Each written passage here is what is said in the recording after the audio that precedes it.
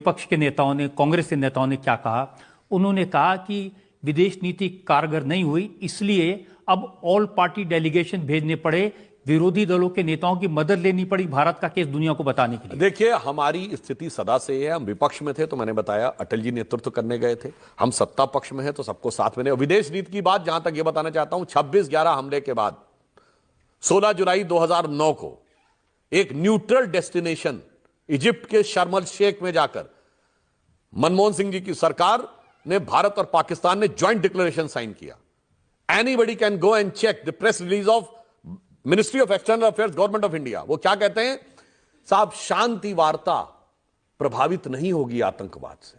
Terrorist activities will not be affected by the composite dialogue, they should not be bracketed. मतलब आपने कह दिया शांति वार्ता, आतंक होता रहेगा, शांति वार्ता होती रहेगी। इधर मोदी जी ने कहा टेरर और टॉक साथ में नहीं होगी। उन्होंने कहा खून भी बहेगा, पानी बहेगा, मोदी जी ने कहा खून और पानी नहीं बहेगा। और एक और बात बताएं आपको, उस डायलॉग में बलूचिस्तान का नाम ले लिया गिलानी ने, जो उस समय प्राइम मिनिस्टर था। एमईए के उसमें लिखा हुआ है प्रेस रिलीज में कि prime minister Gilani has also said that he is having some input on Balochistan.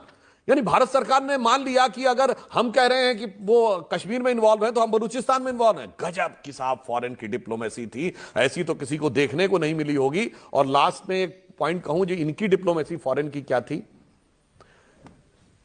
कि हमारी फौज जीतती थी और ये सारी चीजें हार के चले आते थे। जो विदेश नीति कांग्रेस सरकार की रही तो आधा कश्मीर गया, आधा पंजाब चला गया पाकिस्तान में, आधा बंगाल चला गया बांग्लादेश में। तो एक ही लाइन में कहूं, इनकी विदेश नीति यह थी कि पंजाब गया, कश्मीर गया और चला बंगाल गया, और चीन के हाथों मानसरोवर का ऊंचा भाल गया।